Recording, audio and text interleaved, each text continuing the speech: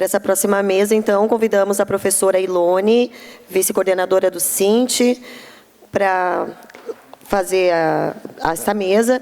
E o nosso próximo palestrante, professor Dr. Lourival José Martins Filho.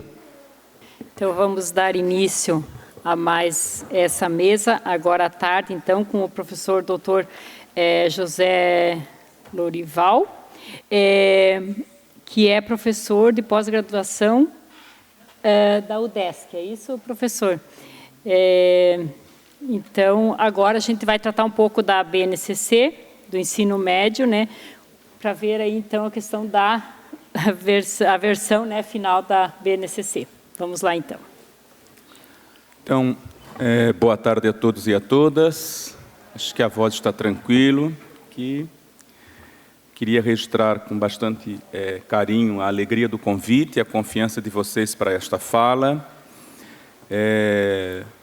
Dizer aqui da consideração que nós, professores da UDESC, podemos citar duas educadoras aqui, né, em defesa da escola pública, democrática, laica, inclusiva, a professora Luciane Carminati, né, que sempre defende a nossa UDESC, né, no sentido de não apenas a UDESC enquanto instituição, mas a educação pública, né, e a professora Marta Vanelli, que de uma certa forma representam a luta de nós todos aqui.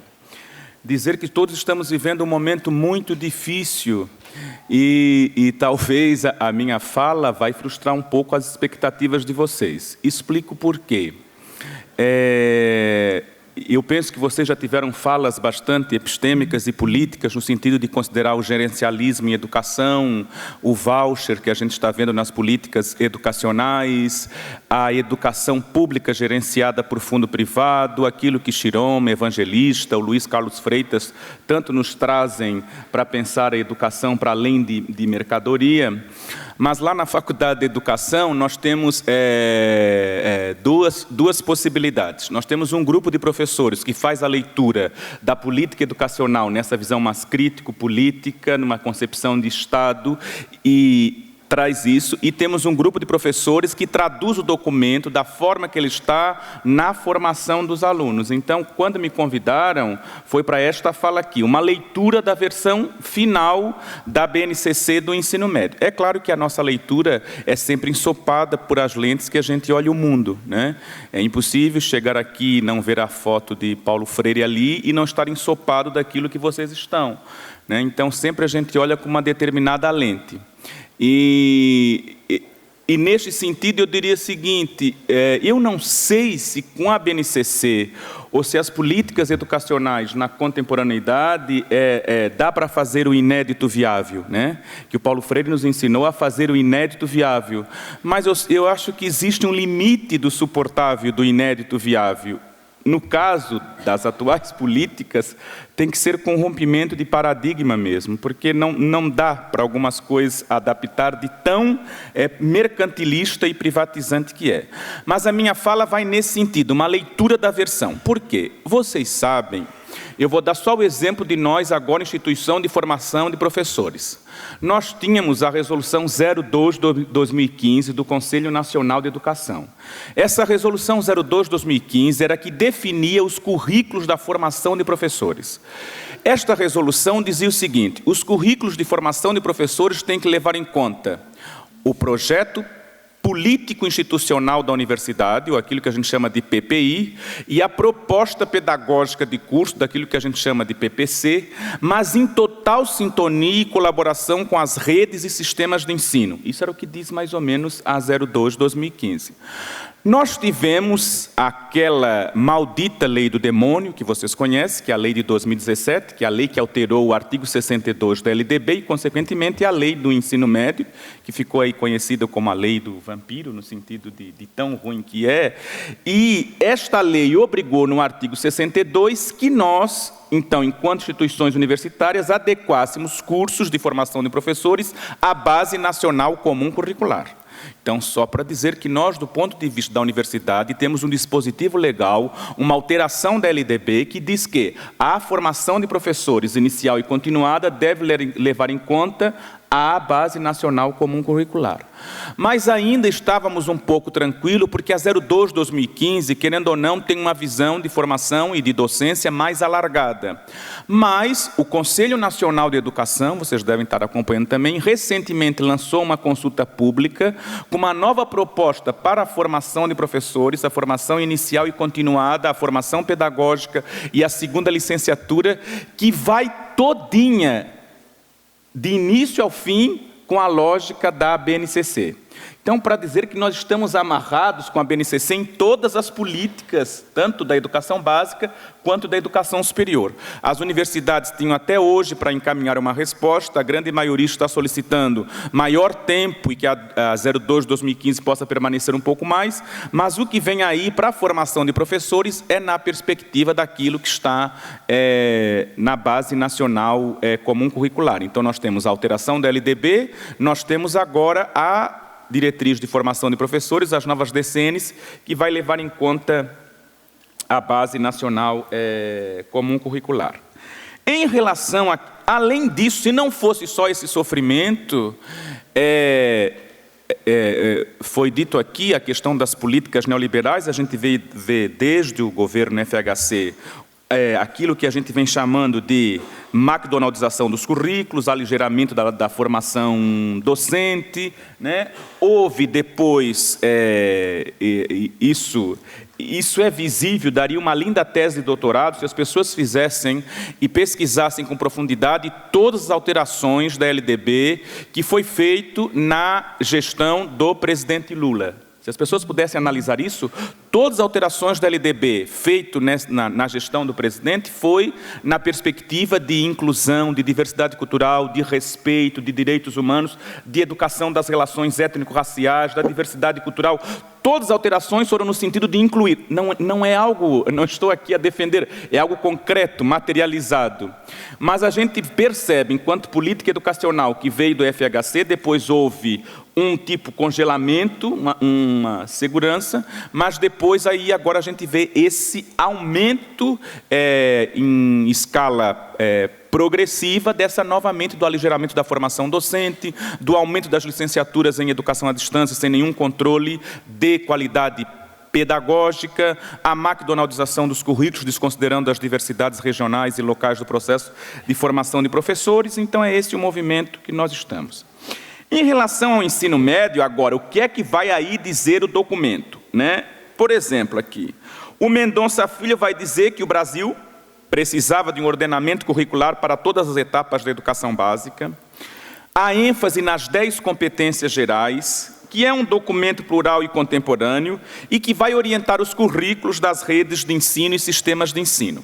Aqui muitos não vão concordar comigo, mas eu vou dizer, eu sou da área da didática.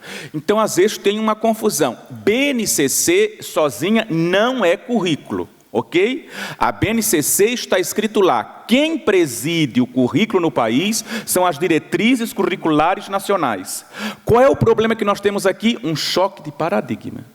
Porque se vocês observarem a diretriz 04 de 2010, exarada pelo Conselho Pleno do Conselho Nacional de Educação, aquela que definiu as diretrizes curriculares nacionais para a educação básica, diretriz 04 de 2010, nas escolas é aquele caderninho verde com fotos de alunos, as escolas receberam, ali estão as diretrizes curriculares nacionais. Nada daquilo ali se perdeu. Aquelas diretrizes presidem a BNCC.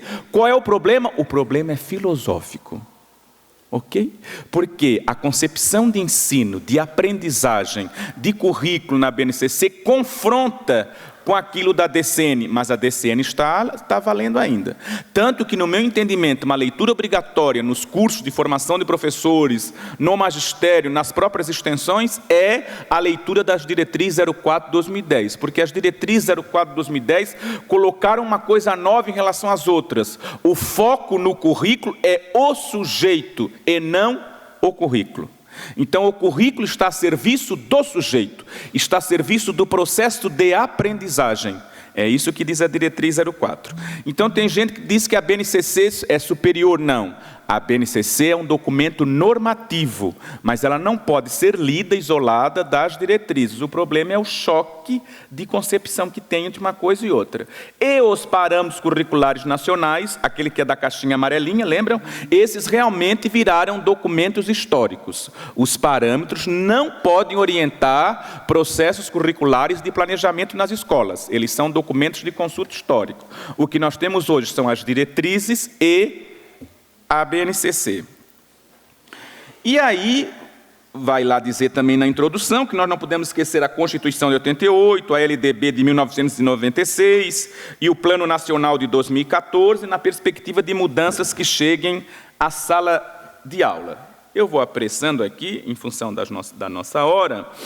É um documento de caráter normativo, é um conjunto orgânico e progressivo de aprendizagens essenciais. Esse é um conceito fundamental no documento principal da BNCC, aprendizagens essenciais. Aprendizagens essenciais definida como aquele conjunto de saberes e fazeres que são inegociáveis, que os sujeitos que ao passarem pelo itinerário formativo, que de uma certa forma é a trajetória curricular que os sujeitos vão passar pela educação básica, devem se apropriar. Então, a aprendizagem essencial é aquilo que é inegociável.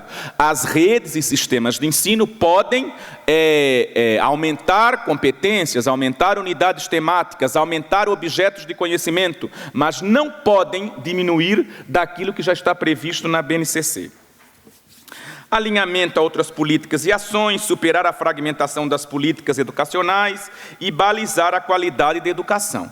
Estou querendo dizer isso porque está dito lá, superar a fragmentação das políticas educacionais, garantir a qualidade da educação, alinhamento com outras políticas e ações. Ora, pessoas numa perspectiva histórico-crítica também dizem isso, ok? O problema é a intencionalidade das práticas que ocorrem depois disso aqui. Porque existe um equívoco, né, que o documento por si só traduz aquilo que acontece nos contextos escolares. Olha, quem traduz são os sujeitos que estão aqui. Nós vivemos o absurdo, com todo respeito, de viver nessa casa, que é a casa do povo, que um grupo de deputados que nos representam terem a consciência ingênua, no sentido freiriano, de achar que retirar uma expressão do currículo do movimento do território catarinense já é suficiente para que aquilo não ocorra no discutir e no viver escola. Ora, os professores fazem muito mais do que a BNCC, né? Eles traduzem muito mais do que a BNCC. Estou dizendo isso porque para ler que BNCC é neoliberal, BNCC é mercantilista, BNCC vai na lógica da privatização, BNCC vai na lógica de entregar a escola pública para a iniciativa privada, BNCC vai na lógica de entender que educação pública com fundo privado, BNCC vai na lógica de aumentar o mercado editorial dos livros que estava esgotado e precisavam agora serem inscritos. A pessoa, para ter essa leitura, precisa ter formação política, precisa ter formação de mundo, senão ela pode consumir a BNCC como algo, como os outros documentos que lê. Vocês desculpem aí a minha... Bom, as aprendizagens essenciais devem gerar 10 competências gerais. Então, a aprendizagem essencial é um conceito que tem que estar na nossa linguagem fevereiro de 2020, de acordo com a legislação, todos temos que se apropriar isso. Então, aprendizagens essenciais, competências, e competências aqui é entendido como esse conjunto de mobilização entre conhecimento, habilidades, atitudes e valores. Conhecimento, conceitos e procedimentos, habilidades, práticas cognitivas e socioemocionais, atitudes e valores, demandas complexas do cotidiano. Aqui existe uma crítica muito grande da ANPED, que a noção de competência aqui foi ressuscitar a taxonomia instrucional de Bloom. Então, o aluno será capaz de produzir um pequeno texto, escrever uma pequena frase, realizar, quer dizer, uma competência muito apenas no sentido procedimental, e não no sentido de Philippe Perrenot, mais amplo na dimensão do ser humano. De qualquer forma, este é um conhecimento que está lá, competência enquanto mobilização de conhecimento, habilidades, atitudes e valores. Veja, está lá. Nesse sentido é coerente. Alinhamento com a OSDE, alinhamento com a Agenda 2030 da ONU, alinhamento com a Unesco e alinhamento com o Laboratório de Pesquisas Educacionais da América Latina. Está dito lá, está alinhada. Então, quando vocês virem falando em OSDE, falando em Agenda 2030 da Unesco, da ONU, falando de Laboratório de Pesquisa, está dito, estamos alinhados a isso. Bom, as 10 competências gerais, eu vou sintetizar para vocês, valorizar os conhecimentos historicamente construídos, exercitar a curiosidade intelectual, fruir diversas manifestações artísticas, valorizar a diversidade cultural, exercitar o diálogo, cuidar da saúde, agir com autonomia, argumentar com dados confiáveis, utilizar diferentes linguagens e utilizar tecnologias digitais de informação e comunicação. Aqui são uma síntese das 10 competências gerais que aqueles que passam pela educação básica devem se apropriar. Agora, na nova diretriz do Conselho Nacional para a Formação de Professores, também já estão construindo em termos de competências aquilo que os cursos devem possibilitar aos professores. Os marcos legais, nós temos a Constituição Federal de 88, no artigo 205, a LDB no artigo 926, as DCNs de 2010, o parecer 7, de 7 de abril de 2010, a alteração da LDB, a Lei 13.415, de 2017, que é aquela do demônio, que é o artigo 35, e o Plano Nacional de Educação, Lei 13.005, de 2014. Eu estou dizendo isso porque existe todo um marco legal aí e não é novo a discussão, tanto da base quanto a discussão do ensino médio, mesmo que a gente não goste de algumas perspectivas, a discussão não é tão nova quanto parece. Há tempo já vem sinalizando isso aí. Os fundamentos da BNCC é o foco no desenvolvimento da competência, e aqui novamente é OSDE, PISA, Unesco, o relatório da Unesco, do Jacques Delors, os 4 princípios, aprender a aprender, aprender a fazer, aprender a conviver, aprender a ser. Estou dizendo isso porque o documento traz isto, ok? O documento não esconde isso, no sentido de estar alinhado a algo mais voltado para uma visão liberal, empresarial, meritocrática, chanceladora. O documento diz isso, assim, de uma certa forma. E o compromisso com a educação integral. Bom, em relação à estrutura da BNCC, nós temos o seguinte: nós temos na educação infantil direitos de aprendizagem e campos de experiência. Então agora, a partir de 2020, fevereiro de 2020, os planejamentos de educação infantil têm que considerar os campos de experiência e os direitos de aprendizagem. E as configurações agora são bebês, crianças bem pequenas e crianças pequenas. Vocês lembram que nós temos na LDB 0 a 3, 4 a 6, creche e pré-escola, no ordenamento legal. No ordenamento pedagógico curricular agora, as turmas serão divididas entre bebês, crianças bem pequenas e crianças pequenas. No ensino fundamental, nós temos áreas de conhecimento, competências específicas de cada área de conhecimento e competências específicas de cada componente curricular. Então, nós temos a área da linguagem, matemática, ciências da natureza, ciências humanas e ensino religioso. Ensino religioso, o Conselho tem uma comissão para estudar até o final deste ano se ensino religioso continua sendo área ou vai se integrar em ciências humanas. Então, nós temos área de conhecimento, cada área de conhecimento nós temos os componentes curriculares. Agora, para se adequar ao planejamento, as terminologias corretas são área de conhecimento, componente curricular. Então, não é mais disciplina, é componente curricular. Qual é o componente curricular que você trabalha? Eu trabalho língua portuguesa. Está em que área? Na área da linguagem. O correto agora não é mais conteúdo, por mais que o movimento do território catarinense chamou de conteúdo, na base é unidade temática, objeto de conhecimentos e habilidades. Então, o planejamento dos professores a partir de 2020 deve ser área de conhecimento, linguagem. Componente curricular, língua portuguesa. Unidade temática, produção textual. Objeto de conhecimento, poesia. Habilidade, o aluno será capaz de escrever uma pequena poesia dentro de 5 minutos. Um exemplo, Só para vocês entenderem, eu fiz um estudo, porque a minha área é alfabetização. Língua portuguesa e matemática é um absurdo como é valorizado em toda a BNCC. Vou dar um exemplo. Educação física, do 1º ao 9º ano, o professor tem que dar conta de 111 habilidades. Língua portuguesa, do 1º ao 5º ano, 281 habilidades. Só língua portuguesa. Vejam, estou dando um exemplo. Educação física, do 1º ao 9º, 111. Língua portuguesa, do 1º ao 5º, 281. Eu não sei se já é combinado com a reforma da Previdência, para a gente não se aposentar mesmo, entendeu? A pessoa está ali morrendo e está dizendo, estou na 280 habilidade, não consegui. Falta 2. Não tem. Não tem. Acho que é tudo.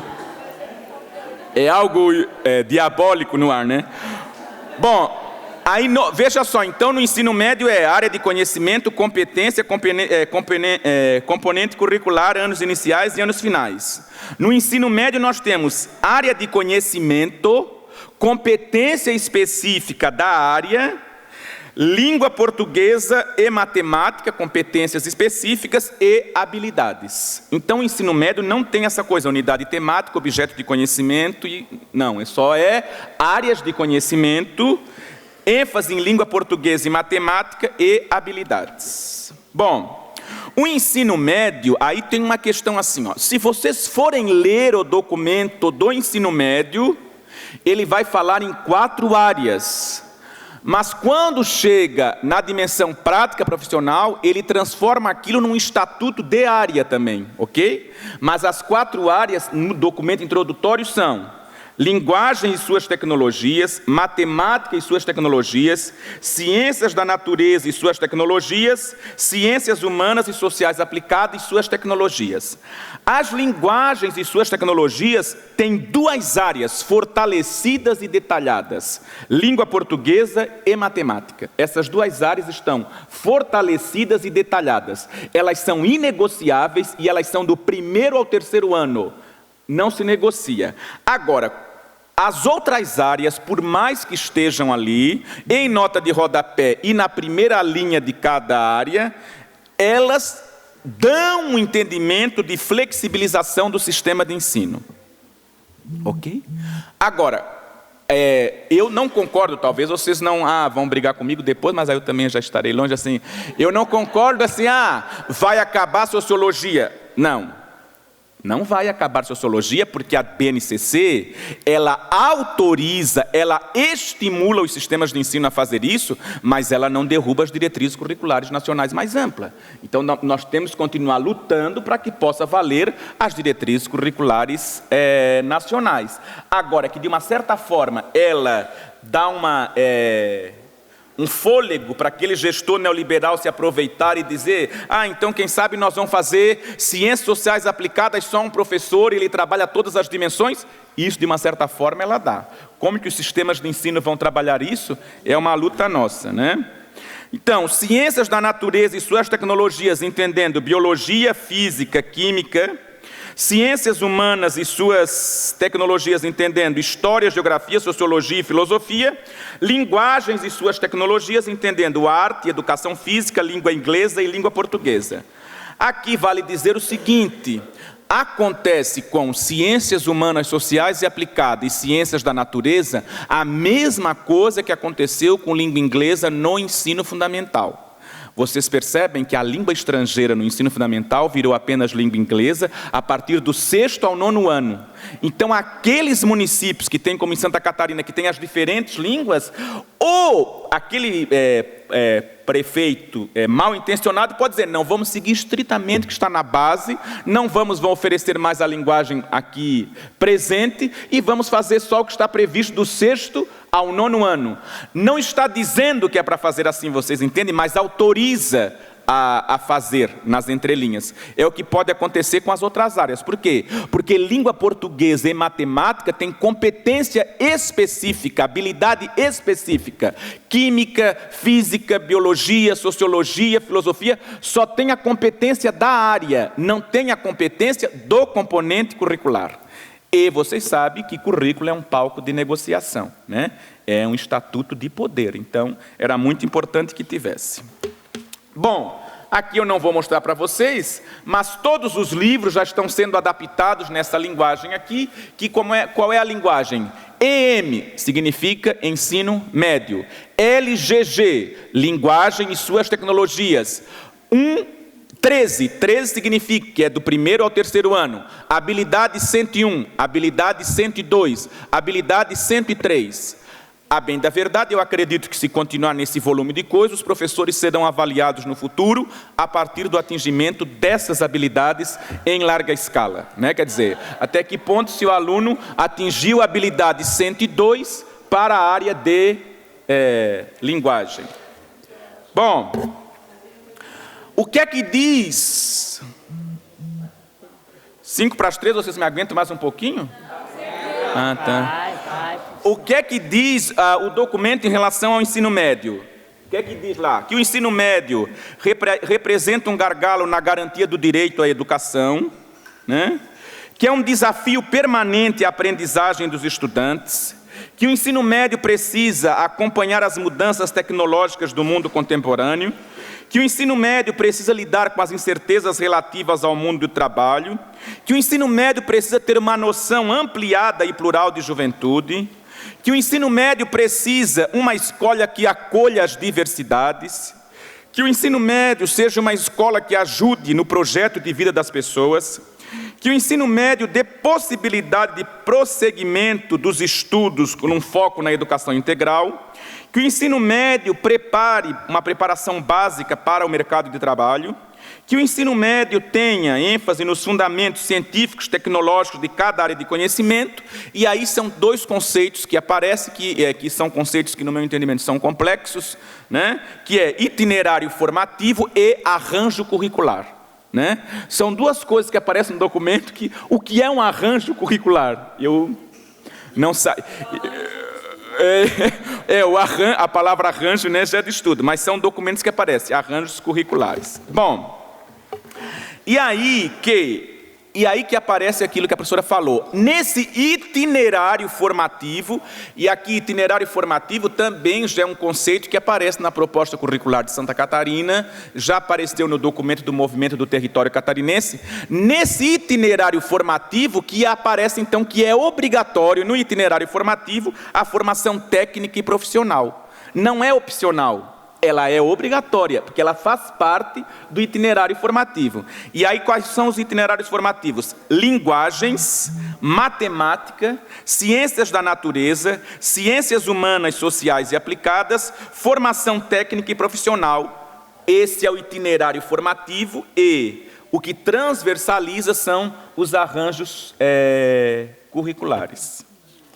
Bom, aí, nós temos no documento do ensino médio competências específicas para 4 áreas, habilidades da 4 áreas, habilidades de língua portuguesa e um capítulo específico da formação técnica profissional. Então, BNCC e itinerários. A flexibilidade é tomada como princípio obrigatório. E situações de trabalho colaborativo. Essa flexibilidade pode se revelar nos seguintes arranjos: laboratórios, oficinas, clubes, observatórios, incubadoras, núcleos de estudo, núcleos de criação artística. Isso aqui integrado com as áreas de conhecimento. Aqui vale uma coisa a destacar. O único documento da BNCC que vai aparecer a expressão diversidade sexual e educação sexual é aqui no documento do ensino médio. Aqui no laboratório permite que se possa criar oficinas de diversidade sexual. É uma expressão que não aparece, não é gênero, é diversidade sexual. É uma expressão que não aparece no documento anterior e que aparece aqui não no componente curricular, mas nesses arranjos curriculares. Aqui, os sistemas de ensino também terão autonomia para dizer como que vai funcionar esses laboratórios, oficinas, clubes, observatórios, incubadoras, para potencializar o currículo do ensino médio.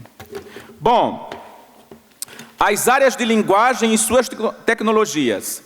Ampliação e aprofundamento das práticas de linguagem, reflexão sobre as linguagens artística, corporal, verbal, oral, visual, motora, libras, arte para o desenvolvimento da autonomia, arte como cruzamento de culturas e saberes, educação física como consciência da cultura corporal e dos movimentos, preocupação científica com a saúde e lazer, língua inglesa como língua mundial, língua portuguesa e matemática obrigatória a ser ofertada nos 3 anos, e essas disciplinas têm campo da vida social, campo de práticas, estudos e pesquisas, campo jornalístico-midiático, campo de atuação na vida pública e campo artística. Bom, eu vou pular aqui um pouquinho para dizer aqui, ó, as competências específicas da área da linguagem são 6, né? E ela exigem 6 habilidades. Então, a competência específica por exemplo, eu vou dar um exemplo aqui para vocês, de língua portuguesa. Então, por exemplo, a competência número 1, compreender os funcionamentos das diferentes linguagens. Aí, qual é a habilidade para essa? Analisar a visão de mundo, conflito, interesses e ideologias. Então, esta área tem 7 competências e 28 habilidades. A matemática, nós temos os verbos principais da matemática: raciocinar, representar, comunicar, argumentar, variação e constância, certeza e incerteza, movimento e posição, relações e inter-relações. ênfase em aritmética, álgebra, geometria, grandezas e medidas, probabilidades e estatística. A matemática são 5 competências e 51 habilidades, do 1º ao 3º ano. Ok? Aqui, ciências da natureza, 3 competências. Vejam, ciências da natureza, 3 competências e apenas 23 habilidades. Ciências da natureza estão resumindo em matéria e energia, vida e evolução, terra e universo. É isso que eles estão resumindo para os 3 anos do ensino médio. Ok? As ciências humanas e sociais, eles estão, tempo e espaço, território e fronteira, indivíduo, natureza, cultura e ética, política e trabalho. São 6 competências e 31 habilidades. 6 competências e 31 habilidades. O ensino médio como um todo tem 20 competências e 187 habilidades. Sendo que dessas 187 habilidades, 57 são língua portuguesa, né? E tem a matemática também. Isso, 51 matemática. Bom, para finalizarmos um pouquinho aqui, o que é que eu diria para vocês? Essa resolução do ensino médio é a resolução número 4, de 17 de dezembro de 2018, do Conselho Pleno do Conselho Nacional de Educação. Já instituiu a Base Nacional do Ensino Médio. O que é que diz isso? Que o artigo 12, a adequação dos currículos do ensino médio até o início letivo de 2020. Está dito isso lá. Na resolução, está dito. A adequação dos currículos do ensino médio até o início letivo de 2012. Completa implantação até 2022. Então, até o início de 2020, as redes têm que implantar o currículo. Aí, o Conselho Estadual de Educação já definiu algo aqui, né? O Conselho Estadual já disse aqui, já tem uma resolução do Conselho Estadual. Para aqueles municípios que não têm uma lei do sistema, está valendo o documento do território catarinense. Aqueles municípios que têm lei do sistema, podem pensar a sua proposta curricular. Porque nós temos um desafio no país, porque temos a Base Nacional Comum Curricular, mas o Estado tem que ser a sua proposta curricular e os municípios têm que ter a sua proposta curricular que dialogue com as dimensões da base. Veja, quando que é a completa implantação? 2022. Então, 2022 é a completa implantação da base. As avaliações em larga escala, quando começam? Em 2022. Então, 2022 já vai ter avaliação em larga escala sobre essas dimensões aqui da base. O ENAD já vai ter que ser pensado em relação à base. E o Programa Nacional do Livro Didático já está aí totalmente adequado à base. Aliás, algumas editoras já trazem um planejamento pronto. Área de conhecimento, unidade temática, objeto de conhecimento, habilidade e o código para a pessoa saber se atendeu. Olha, o Conselho Nacional de Educação vai ter normas complementares ainda, Então, tem que ter normas complementares ainda nas seguintes dimensões. Aprendizagem da computação na educação básica. O Conselho vai ter que regular. Ensino com pessoas em privação de liberdade e tratamento de saúde hospitalar. Ainda o Conselho vai ter que regular. E o componente artes em suas diferentes manifestações, porque vocês sabem que artes teve alteração na LDB e as redes e sistemas de ensino não deram conta de atender às dimensões da arte nas escolas de educação básica. Ok? Dito isso, pessoal, para terminarmos, o que é que a ANPAE fala? ANPAE, Associação Nacional da Política de Administração e Educação, diz: forte viés privatistas, privilégio de especialistas que não conversaram com a comunidade, metodologia verticalista, ênfase na dimensão cognitivista e de forma exagerada e ação intempestiva do Conselho Nacional de Educação. Com todo respeito ao professor Eduardo Deschamps, mas ele não respeitou o pedido de vistas e fez uma aprovação aligeirada tanto de uma base quanto da outra, né? Nós tivemos lá a conselheira Malvina que pediram vistas e não foi respeitado, tiveram apenas uma semana, apenas votaram contra, quer dizer, foi muito rápido essa aprovação das duas bases. A ANPED vai dizer o seguinte: a ANPED acha que nós já temos diretrizes curriculares suficientes no país. As DCNs já dão conta e a base acaba tirando de nós o protagonismo docente. Quer dizer, nós não podemos ser simples executores de políticas que não são pensadas por nós. Então essa coisa tira o professor do protagonismo. Quer dizer, o aluno será capaz de produzir um pequeno texto. O professor será capaz de ensinar o aluno a produzir um pequeno texto, né? Então, tira a dimensão de intelectual orgânico do professor. A Associação Brasileira de Currículo vai dizer: houve um ressuscitar da taxonomia de Bloom de 1956, né? A base é decorrente da parceria do MEC com fundações privadas, né? E coloca a sua dimensão numa centralidade instrucional. Bom, parafraseando Paulo Freire, ele diria o seguinte no livro Professora Cíntia Anão, página 16: não deixe que o medo do difícil paralise você, né? Todos nós estamos aqui com esse difícil que é pulsante nas veias. Eu, quando fiz a faculdade de educação, eu sou do interior, sou de Laguna, minha mãe era merendeira escolar da escola Jerônimo Coelho, em Laguna, e meu pai era pescador. Foi um duro desgraçado para mim sobreviver e conseguir ser um pedagogo. Quando eu me efetivei na faculdade de educação, isso faz muito tempo, agora a coisa era preto e branco ainda, eu lutava, né? Eu lutava pela ampliação de oportunidades educacionais, ampliação pelo direito à escola. Eu não consigo acreditar que depois de tanto tempo a gente tivesse que voltar para as mesmas lutas com maior força. E como estou na Faculdade de Educação desde 1999, eu vou dizer para vocês que também é ingenuidade dizer que nunca teve nos órgãos do MEC pessoas com ideologia neoliberal. Sempre tivemos pessoas mais à direita, mais privatizantes, mas nós sempre tivemos rostos que mesmo com essa característica discutiam educação. Tu falava 9.394/96, sabiam o que era. Falava 5692/71, sabia o que era. Falava 4004/61, sabia o que era. Falava oralidade, sabia o que era. Falava letramento. Hoje, tu tem pessoas que tu pergunta uma coisa. Eu estou trabalhando agora na pós-graduação e digo assim: escuta, as bolsas de demanda social não vão sair? E a pessoa responde: sim, as bolsas de demanda social não vão sair. Ela me responde a pergunta com a mesma pergunta que eu fiz.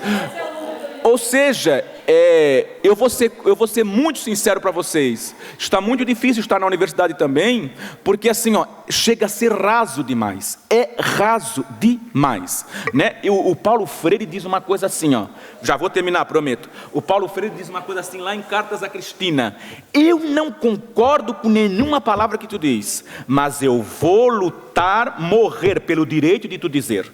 né? Então, esse debate, a universidade se vale pela polissemia.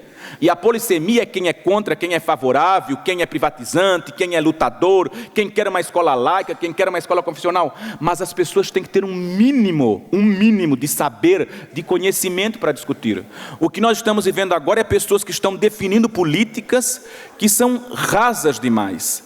Então chega a dar um cansaço existencial na gente, né? Mas a gente deve continuar lutando. Um beijo muito grande, espero que eu tenha ajudado vocês em alguma reflexão.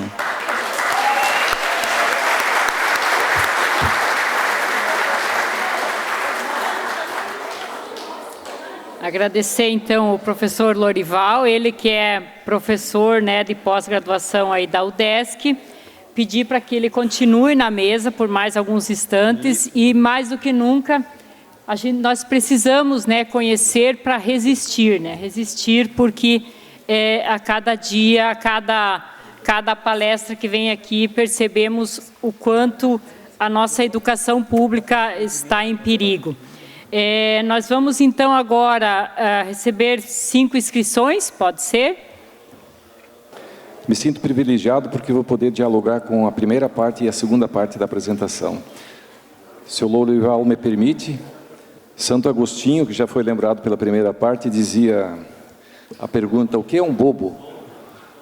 E Santo Agostinho responde: bobo é aquele que, quando alguém aponta com o dedo em direção à lua, bobo é aquele que fica olhando para o dedo e não para a direção da lua. Nós temos muitos sujeitos olhando para o dedo por aí. Mas como nunca estamos num tempo intempestivo, nietzscheanamente, e gostaria de dizer primeiramente que, de fato, quando nós falamos de algo tão custoso que é a paideia, a educação, nós temos que reportar a história do pensamento ocidental e lembrar, como o Bernardo comentou hoje pela manhã também, de que nós vivemos numa história escravagista na educação. A história da educação brasileira nunca foi diferente. Nós tivemos pequenos momentos, pequenas nuances, de pequenos brilhos para com uma diferenciação desta política escravagista no campo do ensino e da aprendizagem. Infelizmente foi assim. Por isso que a hierarquia continua nas escolas. A pergunta que fora feita antes pela manhã, por que existe ainda a hierarquização na escola, na aprendizagem? Não é só porque nós criamos níveis superiores e inferiores de conhecimentos. Não é só porque nós criamos historicamente preconceitos em relação, por exemplo, à participação das mulheres no conhecimento científico e no conhecimento enquanto tal. Sobretudo porque este mundo de dicotomias, de dualidades, sempre foi mais fácil de ser trabalhado e lidado desta forma. Por isso, desta maneira, por exemplo, quando Aristóteles coloca lá as 4 causas, e a causa eficiente é retirada de cena, aparentemente, segundo a qual a causa causal, material, formal e final perduram, diria assim: infelizmente nós hoje, até essas 3 outras causas perdemos de foco. Não foi só a causa eficiente, as outras 3 nós também perdemos de foco. Nós perdemos o campo hermenêutico, nós perdemos o campo analítico, nós perdemos o campo da logística, o campo da filosofia pura, transcendência, nós perdemos tudo isso. Em geral, nós estamos numa dimensão sem nada disso, enquanto conquista, através das mudanças que nós temos enquanto intenções na nova composição, na BNCC. Por isso, o espaço que foi tomado aí é da teologia da prosperidade. Por isso que o espaço que foi tomado aí é da militarização na educação. E a minha pergunta eu vou ter que fazer para o Lorival, como é que, por exemplo, nas 1514, entre habilidades, competências gerais, competências específicas e objetivos de conhecimento do ensino infantil, todos os âmbitos da educação básica somados são 1514. Primeira pergunta será que nós não vamos ter um reducionismo às habilidades e às competências enquanto exigência de aprendizagem, uma certa obsessão enquanto atingir as metas e um acompanhamento aos docentes para que eles cumpram efetivamente essas habilidades, essas competências que têm não só a roupagem, mas a essência de um modelo neoliberal. E, por último, como o senhor vê o ensino religioso como uma área de conhecimento, sendo que 42 milhões de eleitores, de certo modo, também estiveram presentes nas últimas eleições e elegeram esta coisa que está aí. Boa parte dessa bancada elegeu, e o ensino religioso é apresentado como obrigatório, uma área de conhecimento no ensino público, mas facultativo para com os alunos. Onde estarão os alunos que não querem estar em sala de aula? O que é que o Estado planejou para com eles? O que é que eles vão fazer com esses alunos? Desculpe a digressão. O meu questionamento é que os alunos, não só os alunos, mas nossa sociedade, a boa parte dela, hoje ela vive muito, se baseia muito no mundo digital, né, no mundo virtual. E o que eu vejo no ensino médio, hoje eu não estou trabalhando com o ensino médio, hoje só estou trabalhando com o ensino fundamental, os anos finais, mas no ano passado eles me cobravam muito a questão da aplicação das tecnologias, do professor trazer mais essa questão da tecnologia na sua área, não como uma disciplina. O professor de tecnologia abordar cartografia com tecnologia e outras ferramentas que ele pudesse utilizar. E para a gente, dentro de sala de aula, é bem complicado você trazer. O máximo de tecnologia que a gente consegue levar para os alunos é o data show multimídia, que em algumas escolas tem e aí você tem que ficar ali esperando vagar aquele multimídia. E aí eu queria, numa outra questão também, os alunos eles estão entrando nesse mundo digital sem nenhuma instrução de como navegar nesse mundo digital, como tirar referências de trabalhos e referências do que vale ou do que não vale, ou do que a gente poderia conceber como mais correto ou não, visto que a verdade é algo bem subjetivo, né? E aí eu queria saber como é que ficaria essa questão da tecnologia dentro das disciplinas mais a fundo, né? Essa tecnologia dentro das disciplinas, dentro das áreas, né? Que agora dos componentes curriculares que agora vão ser chamados. E para os alunos não ficarem... Conclui, professor. Como é que eu vou falar?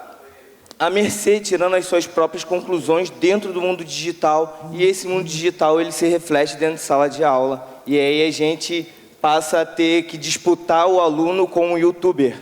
Disputar o aluno com um texto onde você vê que tem pouca base teórica. E aí o professor...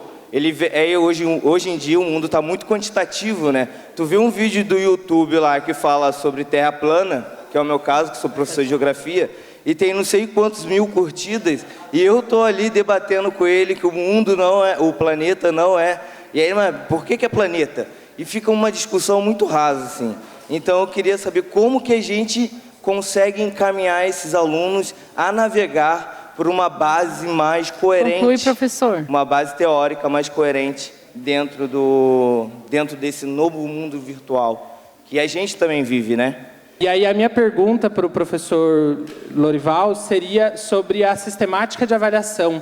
Se a BNCC ela já fala alguma coisa sobre como as redes estaduais ou municipais têm que se adequar em relação à sistemática de avaliação dos alunos, ou se cada rede vai se adequar de um jeito, e como que a sede tem se organizado em relação a isso, como que Santa Catarina tem visto a sistemática de avaliação, visto que recentemente ela mudou a média para 6, mudou para trimestre, se o Conselho Estadual de Educação tem alguma coisa, como que vai se dar aqui no Estado as novas sistemáticas de avaliação?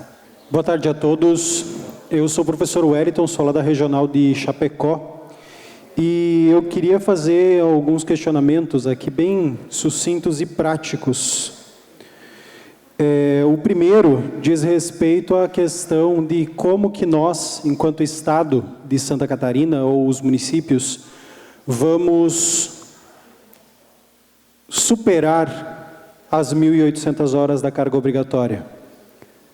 Porque a BNCC ela é explícita, máximo de 1.800 horas obrigatórias.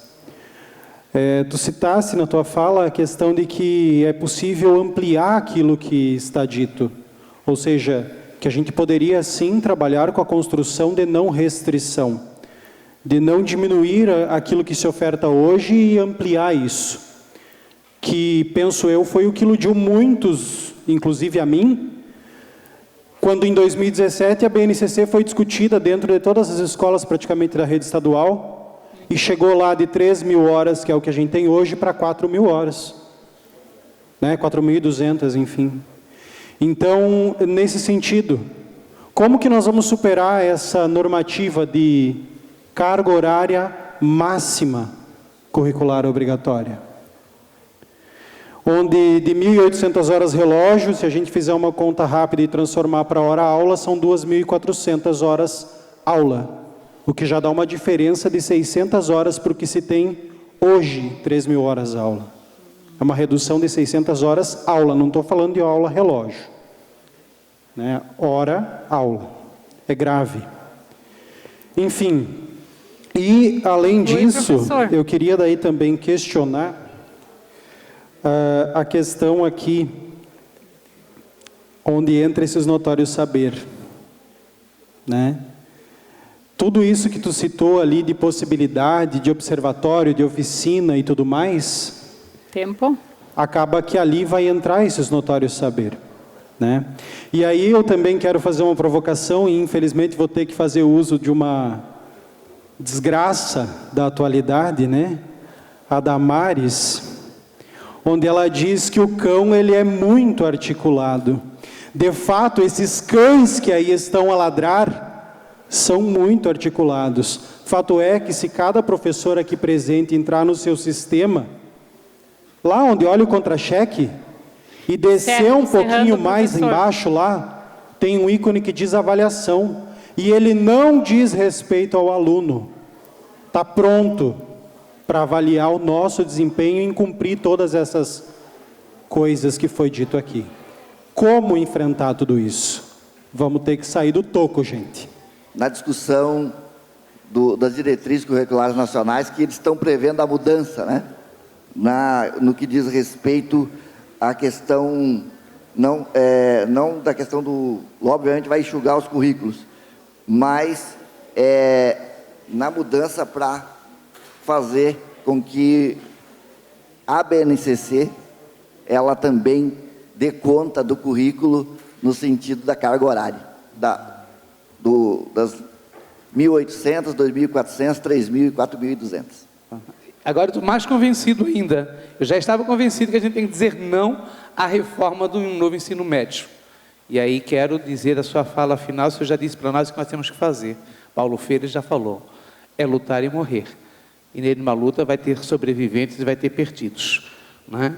E aí quero aqui reafirmar, professor, quando o senhor fala que nós temos um problema na formação dos nossos profissionais em educação. Eu falava com a professora quando o senhor estava falando assim, olha, nós temos excelentes professores aulistas. Temos um grupo de profissionais aulistas excelentes e que às vezes esquece da formação de cidadão. Estou no magistério e quando iniciei meu magistério, lá na final da década de 80, início de 90, nós aprendemos na luta.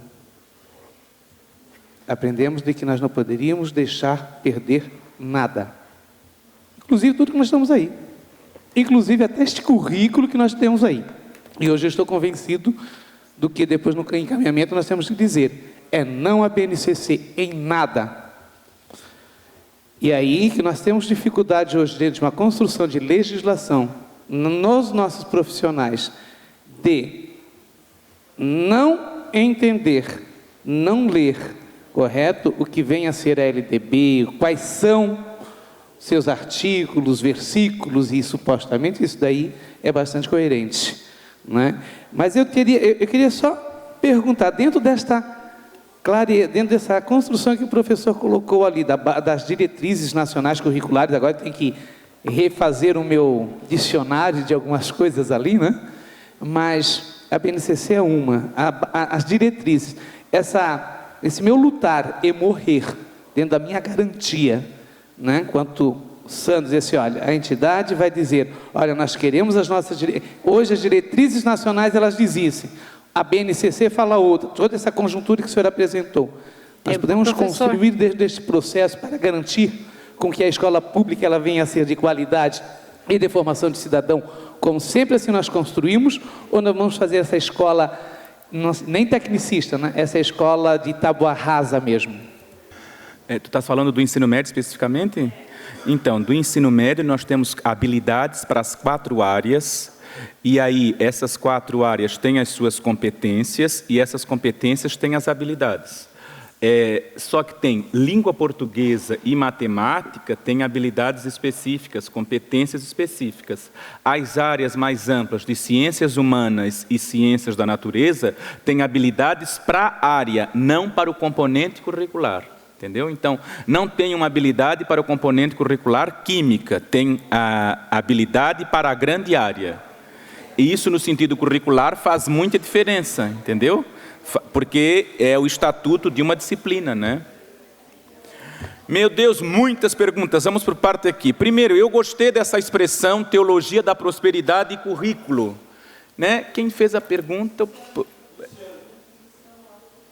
Isso, eu gostei dessa expressão, teologia da prosperidade e currículo, porque é um pouco também que a gente vê como, querendo ou não, a gente vê um ressuscitar de uma visão redentorista de educação, né? Vocês lembram das concepções de educação, que nós temos a visão redentorista, a visão reprodutora, que gerou o pessimismo pedagógico, e depois tivemos lá com a democratização a visão mais transformadora, pedagogia histórico-crítica, tudo mais. E agora parece que nós temos um ressuscitar de uma visão redentorista. O que vai salvar a educação é a base nacional, são as políticas educacionais, é a mudança de um documento, né? Eu te diria o seguinte, que eu concordo que os teóricos estão dizendo que nós estamos vendo o ressuscitar de um novo tecnicismo com força total, né? Então, nós estamos vendo no currículo uma base skinneriana muito forte e um ressuscitar de um novo tecnicismo que é a ênfase no saber fazer, né? Em relação ao ensino religioso, eu vou ser bem sincero contigo. Sabe qual é o problema do ensino religioso? Este nome, ensino religioso. Porque esse nome vem carregado de preconceito, vem carregado de ideologia negativa. Quando a gente fala de ensino religioso, automaticamente a gente se reporta ou uma tradição judaica cristã ou uma tradição luterana protestante. Gente, se vocês forem ler os documentos da área, não tem nada a ver com isso, tem a ver com o fenômeno religioso, com a presença do sagrado, com a constituição da sociedade. O que vocês estão fazendo? Olha, eu sou professor de alfabetização há quantos anos? Queria me aposentar, nem vou conseguir pelo jeito, né? Ora, uma das coisas que a gente ensina na alfabetização é que as pessoas escreviam nas pedras. Hoje todo mundo usa o WhatsApp, né? Ninguém se imagina sem. Mas as pessoas escreviam na pedra. O que é que as pessoas escreviam? Símbolos sagrados, gente. Né? Então, assim, a presença do fenômeno religioso é constitutivo e está presente em todas as áreas. Aonde estão as catedrais? Em que terrenos elas se localizam? O que são os shoppings na atualidade, a não ser catedrais contemporâneas de pessoas que não têm fé e quem disse que precisa ter? Eu só estou querendo dizer isso, que a discussão da área é muito linda. Qual é o problema? Este nome, ensino religioso. Este nome, esse nome de disciplina carrega consigo essa mágica que parece que falar que ensino religioso é a mesma coisa que dizer Santo Anjo do Senhor, meu zeloso guardador. Então, há tempo eu pesquiso essa área e eu diria para ti o seguinte: se for para ela ser confessional, é melhor que tire, entendeu? Se for para a escola realizar apenas uma oração e não mostrar que existem diversas, tirem. Se for para uma escola pública ter uma imagem de Nossa Senhora de Lourdes e não ter outras manifestações do sagrado, tire. Se for para uma escola dizer que não quer ensino religioso, mas faz festa da Páscoa, festa da família, festa do Natal, tire. Entendeu? Tire. Agora, se for ler o documento, os documentos de área, vai ver quanta coisa boa tem e que os alunos teriam direito a se aprender. E que, no meu entendimento, não deveria ser opcional. Sabe, eu ainda não tenho uma discussão firmada, porque eu acho, mas aqueles saberes deveriam estar em história e geografia. Por exemplo, o conceito de alteridade. No teu rosto eu me revelo. Né? Qual é a lógica que nós temos com o outro? Isso é um conceito fundante na área de ensino religioso. O eu e o outro, o eu e o mundo. Em qualquer base curricular está isso. Então, o problema, pessoal, é só o nome, não são os saberes que aquela área oferece. Vocês lembram da CONAI, né? A CONAI tinha sugerido que fosse outro nome, lembram das CONAI, e depois não foi adiante. Essa é uma conversa, professor, que merecia um café mais demorado, entendeu? Porque é muito complexa, muito complexa. E aí eu tenho uma pesquisa que eu coordenei o seguinte: os professores da Faculdade de Educação que estão fazendo História e Geografia são contra, se efetivam na rede estadual e ampliam a carga horária nesta disciplina. Então, quer dizer, uma coisa é ser contra, outra coisa é depois estar lá no ambiente e verificar. Então, eu sou contra se for confessional, né? Eu sou contra se for confessional. E não deve ser, tem que ser vedar qualquer forma de proselitismo. Mas eu sou muito favorável aos saberes que o documento de área fala. Alguns saberes são muito interessantes. Que eu também tenho dúvida, né? Porque, por exemplo, eu não concordo com o que o Conselho Nacional fez. Eu não concordo. Eu acho que não tem que ter uma área de conhecimento. Tem que ter ciências humanas, história, geografia e ensino religioso. Ensino religioso, no meu entendimento, não tem um estatuto epistemológico para ser uma área fora de ciências humanas, mas isso é uma outra dimensão. Agora, dizer que não é importante, meu Deus, tem umas discussões ali muito interessantes. Bom, a questão da sociedade da informação, professor, essa aqui é outra coisa que vai longe, meu filho. Porque o que nós precisamos é de escolas concretas que dê isso. Quem tem que se apropriar da cultura digital somos nós dessa geração, porque as nossas crianças já estão nascendo digitalizadas. As crianças já pegam a revista Veja e já fazem assim na revista Veja, pensando que vai passar. O meu filho está na escola e a escola pediu que fizesse um trabalho. Ele assim, pai, aqui, vem aqui, era mostrar o trabalho que eu fiz. Ele fez o trabalho sobre Star Wars. Eu assim, que legal, vou te ajudar a fazer o PowerPoint. Não, pai, o PowerPoint já está pronto, tinha sabre de luz, tinha coisa que descia. Eu nunca ia fazer um PowerPoint desse. O que falta é suporte material nas escolas. Não adianta chamar a escola laboratório de aprendizagem e não pagar bem os seus protagonistas e não fazer as salas realmente laboratórios. Então não adianta ter 500 coisas na base para fazer se não tem materialidade disso, porque o que acontece é a materialidade. E não venha me dizer para mim, Lorival, tem gente que se pagar 10 mil não trabalha, mas nunca pagou. Como é que pode dizer? Paga primeiro. Vem dizer isso. Então, a base material, veja, eu sou professor de alfabetização há muito tempo. Veja, um dos desafios da alfabetização é a relação grafema e fonema, né? O aluno estabelecer uma consciência fonológica na relação grafema e fonema. Gente, não importa o suporte. Pode ser folha de papel pardo, pode ser um computador por aluno, pode ser uma lousa digital. Quando o aluno estabelecer que ao apertar o A vai aparecer o A lá, não importa se é com lápis, se é com carvão, vocês entendem? Então o que nós precisávamos é de escola com base concreta de cultura digital. Por exemplo, nós da alfabetização estamos apavorados, porque nós estamos voltando à alfabetização imagética. E a alfabetização imagética tem tudo a ver com as novas tecnologias digitais. Por exemplo, o sujeito fala Magali, e a pessoa não escreve mais Magali, manda uma melancia, e todo mundo sabe que aquela melancia representa a Magali. O sujeito manda um emoji, uma carinha, a gente já sabe que está triste, está feliz. A pessoa baixa um vídeo no YouTube e ela consegue consultar uma coisa sem um registro escrito, né? As pessoas fazem, fulano de tal, estou indo na tua casa consertar, manda por áudio no WhatsApp e não precisa escrever e consegue fazer aquilo. Isto não é alfabetização nos novos tempos da cultura digital? Então vocês conseguem entender? Quer dizer, o que tem que tornar era a escola um laboratório de aprendizagem com base concreta e não apenas o que acontece muito assim, né? Tem atividade, agora vamos para a sala tal. Como aquilo deveria ser o próprio movimento, vocês entendem? No movimento de aprendizagem, a tecnologia teria que estar inserida.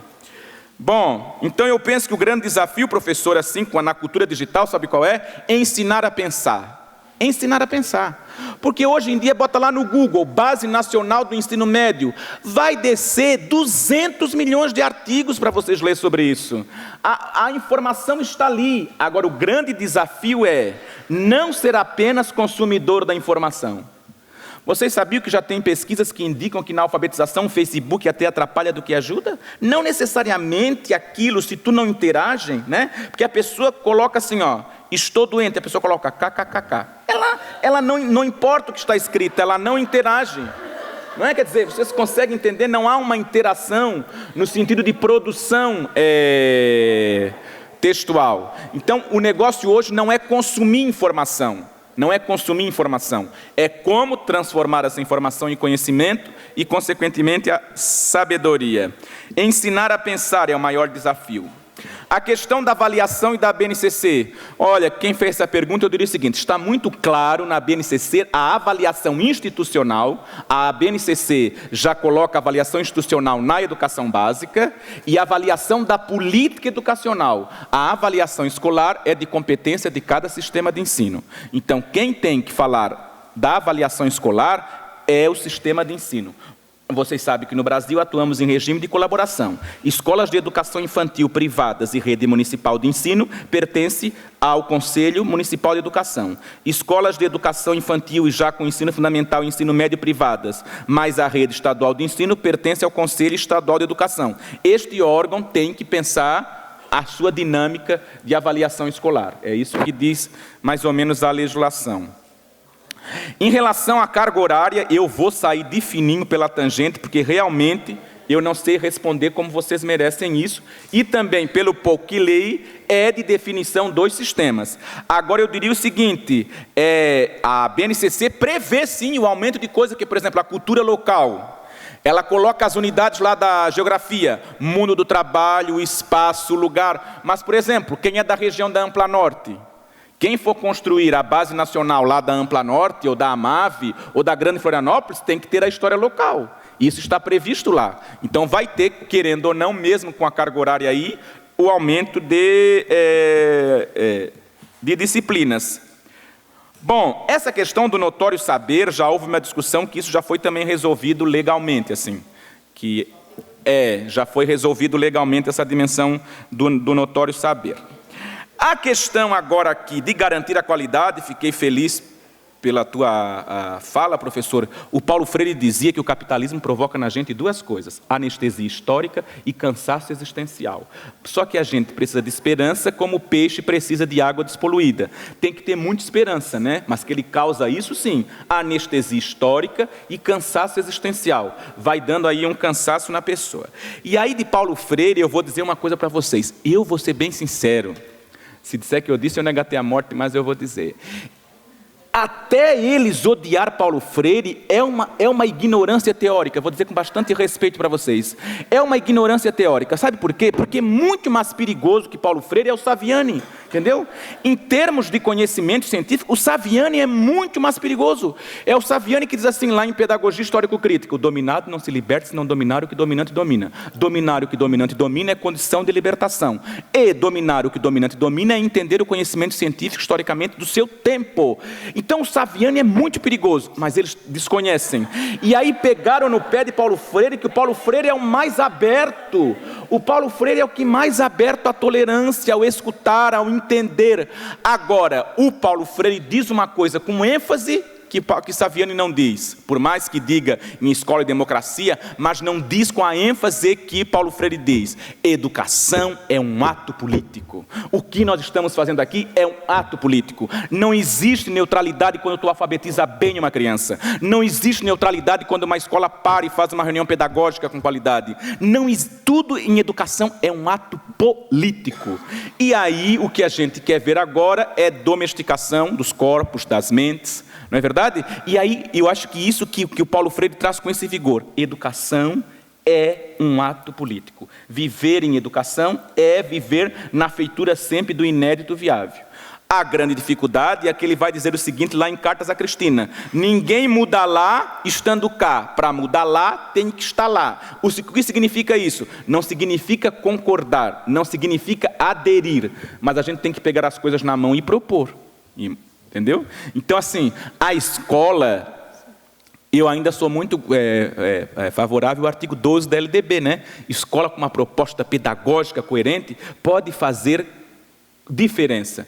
E às vezes as pessoas ficam dizendo assim, transformar o sujeito crítico, Sabe quando a escola faz com diferença? Quando planeja com intencionalidade. Quando uma aula é preparada com carinho e não quando o professor abre a porta. Quando uma reunião pedagógica é feita com cuidado. Quando é feito aquilo na perspectiva de democratizar as relações. E eu acho que Freire diz lá em Educação e Mudança, né? Árvore se cultiva, animal se treina, ser humano se educa. Não tem treinamento do ser humano. O ser humano é educação, é viver educação. Um beijo muito grande, espero que tenha respondido aí as questões. Obrigada, então. Estamos lá na UDESC à disposição, se precisar. Professor Lorival, foi de grande importância a sua palestra agora à tarde.